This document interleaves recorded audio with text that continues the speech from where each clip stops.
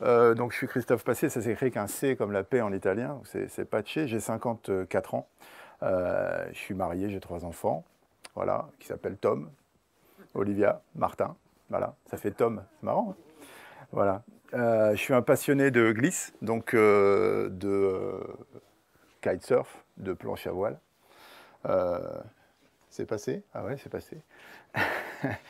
Et puis, je fais du FileMaker depuis 1988, c'est-à-dire j'ai connu la version 1 de FileMaker. Donc, j'ai vu vraiment toutes les évolutions depuis ce temps-là. Et en fait, dans toute ma vie professionnelle, j'ai fait vraiment des tas de choses. Je me suis occupé de musicien, j'étais chez BSO, société d'événementiel où j'ai développé un logiciel. Enfin, vraiment, j'ai été dans différents métiers et j'ai toujours eu FileMaker autour de moi qui m'a aidé. Et en fait, dans tout ce cursus, on va dire, professionnel, ce qui m'a toujours passionné, c'est l'expérience utilisateur. C'est faire en sorte de rendre service à l'utilisateur, c'est d'être sûr que l'utilisateur a le bon outil au bon moment. Et FileMaker m'a beaucoup aidé là-dessus. Alors parfois pour moi, parce que j'ai développé pour moi, et puis souvent pour les autres, évidemment, quand j'ai travaillé pour monter des applications, etc. Donc je vais essayer d'être concis et rapide. J'ai fait quelque chose qui est une première partie où je vais vous expliquer ce que je vois moi dans l'entreprise et son information, l'information de l'entreprise. Vous avez tous à gérer ça de toute façon d'une manière ou d'une autre. On va dire la méthode classique pour gérer l'information, la méthode améliorée pour gérer cette information, puis j'appellerai la méthode ultime pour gérer l'information. Et puis je vous ferai une démo alors avec Jamf, puisque j'ai travaillé avec Thomas, que je remercie sur...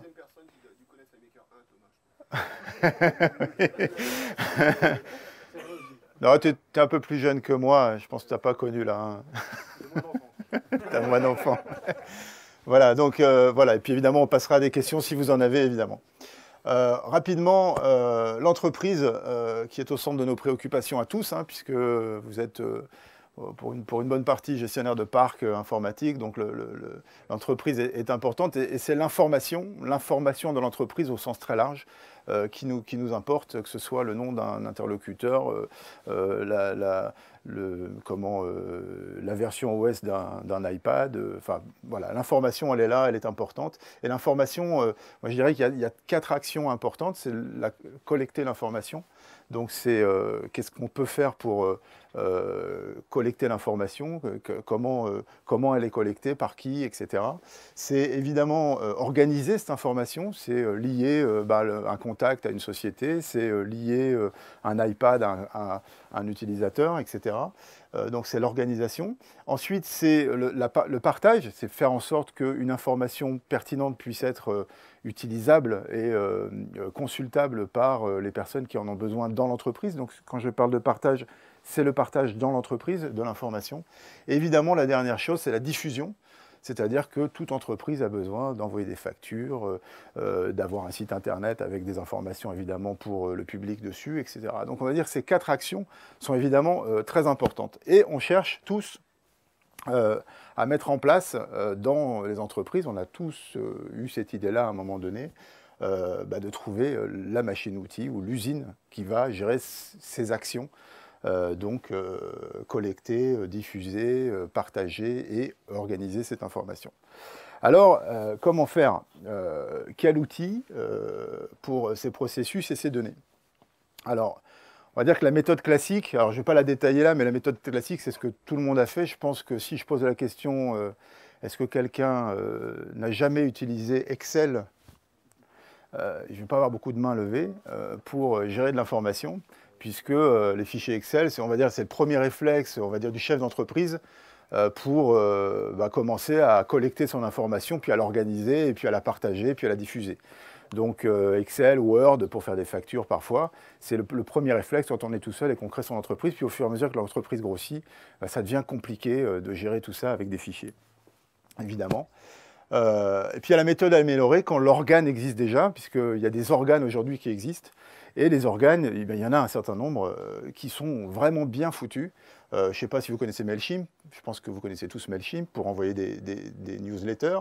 Vous avez des choses fabuleuses. Moi, je suis allé, je vous conseille d'aller visiter ça, IBM Watson Analytics. C'est l'intelligence artificielle, hein. On peut lui envoyer un texte. Alors, je l'ai fait en anglais, mais un texte en anglais, un long texte, et il va vous donner le ton du texte. Il va dire, tiens, il est plutôt triste. Enfin bon, il y a des tas de choses incroyables comme ça qu'on peut faire aujourd'hui sur certaines plateformes. Il y a Jamf, hein, voilà. Jamf, c'est une plateforme qui permet de gérer de l'information d'une certaine manière. Magento pour créer un site internet, WordPress, tout le monde connaît, Sage pour faire de la comptabilité, des payes, etc. OVH qui gère de la donnée aussi, bien sûr. Et puis Google, je ne le présente pas, évidemment. Donc en fait, tous ces sites-là sont plutôt pas mauvais pour collecter finalement l'information. Toutes ces plateformes, je ne vais pas dire sites, mais plateformes, pour collecter l'information.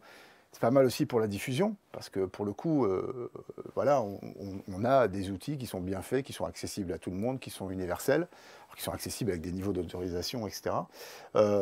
Partagés évidemment, puisque là on est à l'intérieur de l'entreprise, on partage assez facilement. Et puis évidemment, là ça devient un peu compliqué pour l'organisation, parce qu'on a des plateformes un peu partout. Et qu'est-ce qu'on va faire? Quel va être le réflexe?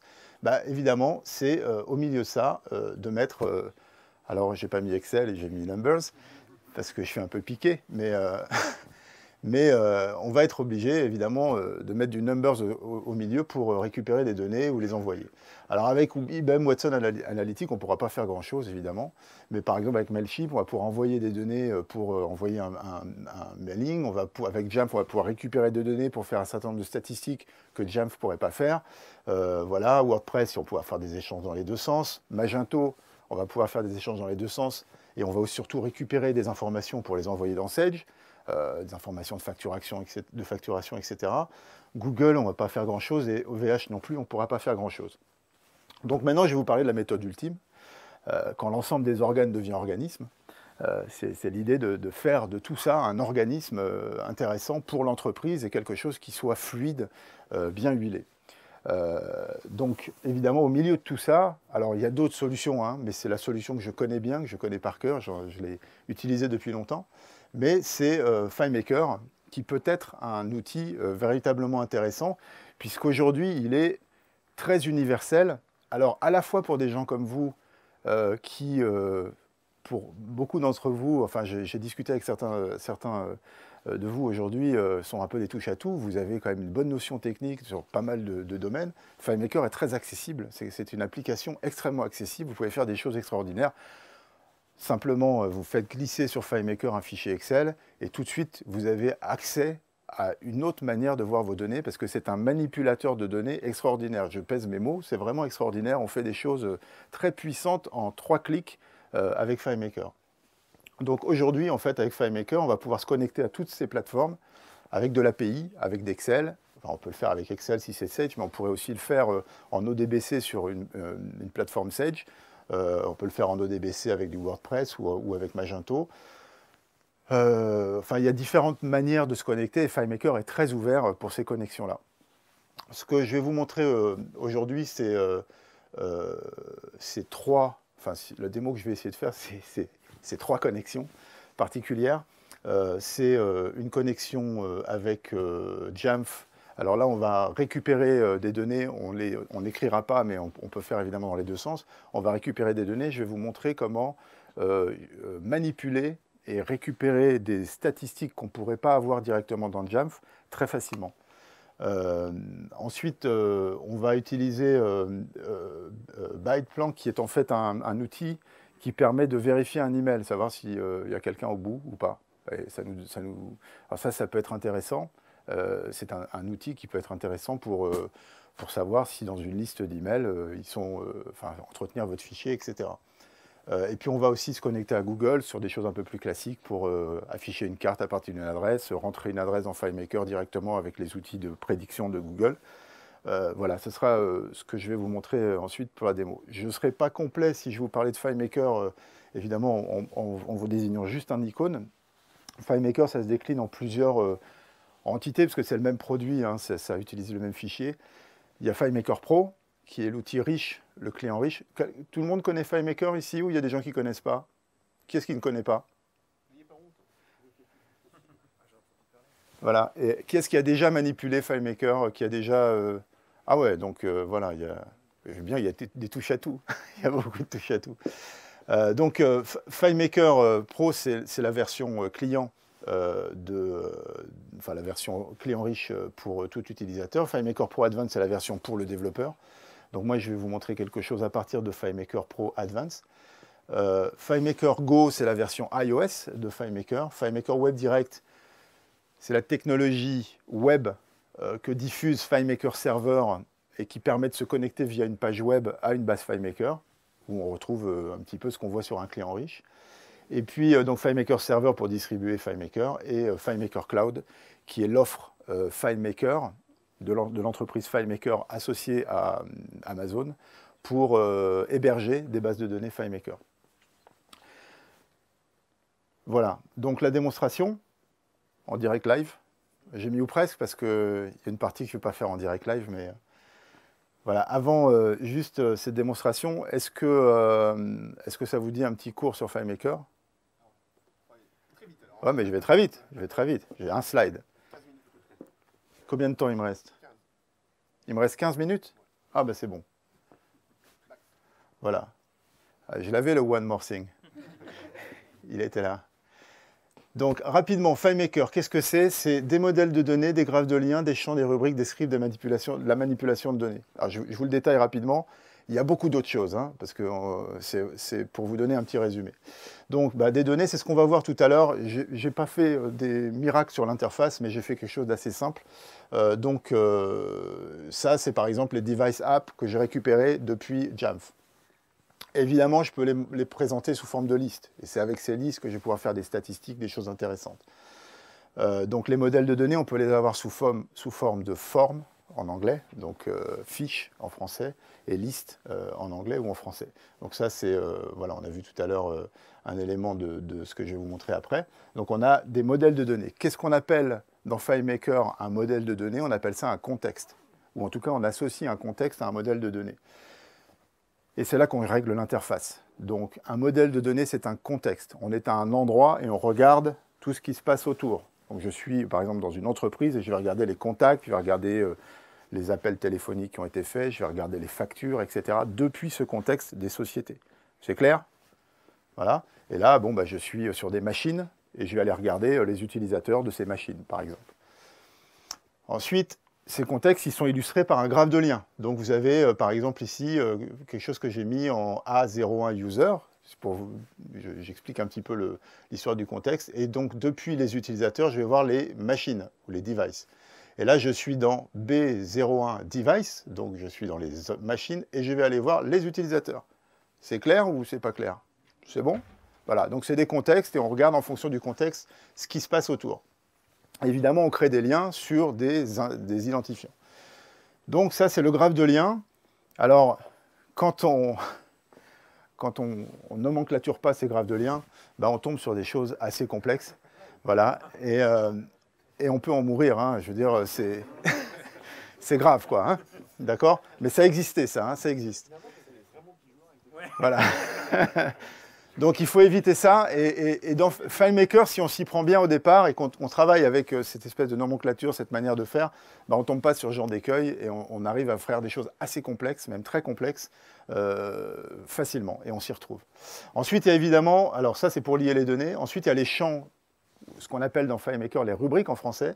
Donc là, en fait, on a tous les types. Alors c'est assez simple hein, par rapport à du SQL, c'est beaucoup plus simple, mais on a les types texte, nombre, date, temps, enfin heure, redatage, container, parce qu'on peut mettre des fichiers, des images, des films, ce qu'on veut. Et puis après, on peut faire des rubriques calculées et des rubriques de statistiques. Toute ma démo va être en anglais, c'est pas gênant? C'est bon? Bon, ok. Voilà. Voilà, et puis après, vous allez mettre l'intelligence dans FileMaker, et l'intelligence, ce sont les scripts. Alors, pardon, ça, c'était la base de données. Et l'intelligence, ce sont les scripts. Donc, les scripts, c'est les séquences. Je vais dans tel contexte, donc dans tel modèle, je vais lancer une recherche, je vais mettre mes lignes de facture, et puis je vais imprimer. Voilà, donc ça, c'est tout ce qu'on va faire, c'est séquentiel, en fait. Voilà, et on peut faire des choses assez pointues, assez puissantes avec ce langage de script. Évidemment, il y a beaucoup plus de complexité que ça, puisqu'on peut rentrer des formules SQL, on peut faire pas mal de choses. Mais en tout cas, on peut faire des choses basiquement très simples avec FileMaker. Donc ça, c'est, on va dire, les processus. Et puis, il reste une dernière chose que moi, c'est là, je trouve que les ingénieurs de FileMaker qui travaillent depuis des années ont fait vraiment des miracles, c'est la manipulation de données. C'est la barre du haut de FileMaker qui vous permet de savoir d'abord combien de fiches vous avez, combien de fiches vous avez trouvées sur le nombre de fiches total. On n'a que le nombre de fiches total. Créer un nouvel enregistrement, supprimer l'enregistrement. C'est toute la manipulation de données, lancer une recherche, passer en mode recherche, trier les données, etc. On peut aussi voir le mode forme ou fiche dont je vous parlais tout à l'heure, le mode liste ou le mode tableau qui ressemble à un mode Excel. Je vous donne un petit cours de FileMaker et j'ai presque fini. Et le dernier point, c'est la partie recherche. Et la partie recherche dans FileMaker est très puissante. On fait vraiment des choses, je pèse encore mes mots, extraordinaires. Donc, bah, voilà, on peut créer des nouvelles recherches dans des recherches, rechercher des listes dans des sets d'enregistrements trouvés, on peut ignorer, rajouter, enfin, c'est très puissant, on peut enregistrer des recherches qu'on fait souvent, etc. Donc voilà. Donc ça, c'est FileMaker et c'est un outil vraiment, vraiment super pour faire ce dont je vous parlais tout à l'heure, c'est-à-dire mettre en valeur l'information de l'entreprise et aider les collaborateurs et puis le public qui utilise les données de l'entreprise à y accéder. Voilà, j'ai terminé et donc je vais passer au mode démo. Alors, je vous ai parlé de 3 plateformes sur lesquelles on va se connecter. Les voilà, donc je vais peut-être me retourner, ou alors j'aurais peut-être dû passer en recopie d'écran, mais bon. Donc on a la partie Jamf où Thomas m'a donné des éléments pour me connecter. Vous aurez évidemment à la sortie de cette manifestation le fichier. On vous le remettra, je pense, à travers le site. Je ne sais pas trop comment, mais en tout cas, c'est préparé. C'est préparé, vous pourrez essayer. Donc on va travailler sur les users, les devices et les applications, puisqu'on va... Comment? Sur ton analyse. Ah ouais. Bon, bah, vous allez le trouver, vous verrez. Voilà, donc pour chacune des API que j'ai connectées à FileMaker ou des plateformes que j'ai connectées à FileMaker, vous avez la documentation qui est ici. Bon, l'email validateur, vous avez la documentation, Google pareil. Et puis là, il y a toutes les références. Donc, un éditeur JSON, mais peut-être certains d'entre vous en ont. La documentation curl, etc. Et puis, voilà, j'ai cité aussi Thomas et évidemment 2 personnes avec des liens sur les sites internet de leur plateforme. Donc là, je suis dans les préférences. C'est là qu'on va tout régler, évidemment, les credentials, comme on dit aujourd'hui. Et je vais passer... Alors, je vous ai mis quelques petites pop-up pour expliquer ce que vous pouvez faire à tel endroit. Vous avez des pop-up, donc vous verrez. Donc là, on va passer dans la partie user. Donc, user, c'est tout simple. Hein. J'ai un nom, un prénom, un téléphone, un email. Alors, les données sont des données factices. Hein, voilà. J'ai mis ici, pour chacune des vues que vous allez voir, alors c'est quelque chose qui est juste pour le développement et pour mettre en évidence les choses, mais c'est le JSON qu'on pourra coller dans un éditeur JSON pour voir un peu comment se comporte la donnée. Donc là, je vais revenir. Alors, il y a plusieurs manières de revenir. Je peux revenir soit par le dashboard, soit en cliquant là. Là, je vais passer au mode device et je vais vous montrer simplement que... alors, je vais supprimer les données, pardon. Voilà, normalement, il ne devrait y avoir rien à voir. Donc, je vais ajouter les computers. Donc, en fait, qu'est-ce qui se passe quand j'ajoute les computers? Je vais vous montrer ça grâce au script debugger qui doit se trouver ici. Et on va regarder comment fonctionne un script. Je ne sais pas si vous allez bien voir. Donc, c'était la démo que je voulais vous faire.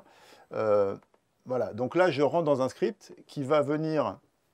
alors il y a une gestion des erreurs pour que je puisse avoir dans mes données les erreurs. Est-ce que c'est clair pour vous là? Vous voyez bien ou pas? Ouais. Comment? Alors je vais vite. Donc là j'exécute un premier script pour mettre mes données aux préférences, hein, donc c'est mes credentials. J'accède à mon contexte, je vous parlais tout à l'heure de B01 device, j'accède à mon contexte B01 device pour être sûr que je suis dedans.